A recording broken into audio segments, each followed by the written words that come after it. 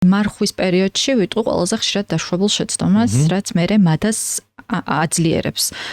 ვთქვი, რომ ცილა არის ყველაზე ძლიერი კომპონენტი, რომელიც ნაწლავებში ამ დამანაყრებელ პეპტიდებს და ჰორმონებს გამოყოფს.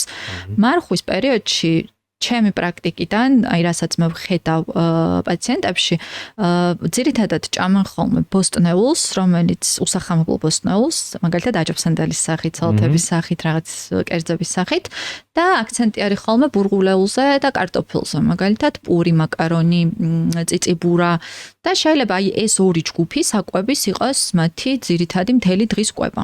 არ არის ხოლმე გამახვილებული ცილებზე ყურადღება. რეალურად ცილა ყველა კვებასთან უნდა იყოს დილითაც, შუადღესაც, საღამოსაც.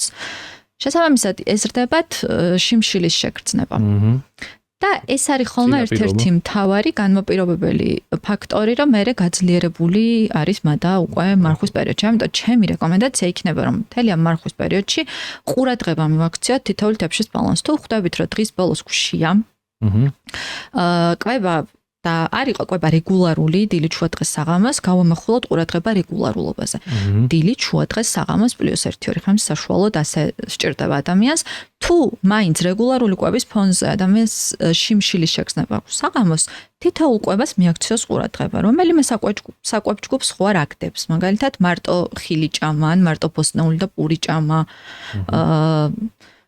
ხომარ ჩავრთოთ რაიმე ცილის წყარო და უნდა ჩაირთოს კიდეც რაიმე ცილის წყარო იმისთვის რომ ეს დანაყრების შეგრძნება გაყვეს.